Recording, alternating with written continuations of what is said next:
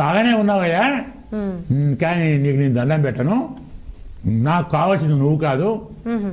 ఆ ధనుస్సు ఉంది కదా, పక్కన పెట్టు. ధనుసు బదులు ఒక పిల్లన గ్రోవి పట్టుకో, ఎత్తిన నెమిలి పిచ్చే పెట్టుకో, దండం పెడతా అన్నాడు. రాముడు దేవుడు కదా, నాకు నచ్చలేదు, నాకు కృష్ణుడు నచ్చాడు, అలా కనపడు. ఇలా ఏ భక్తుడు ఏ రూపం కావాలంటే ఆ రూపం ధరిస్తాడు.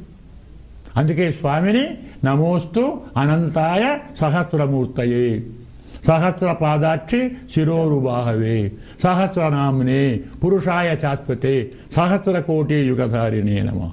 ఆయన కన్నీ వీలే. వేదం చెప్తుంది సహస్ర శీర్ష పురుష, సహస్రాక్ష, సహస్రపాద్, 1000 పాదాలు, 1000 చేతులు, 1000 తలకాయలు ఉంటాయి ఎవరికన్నా?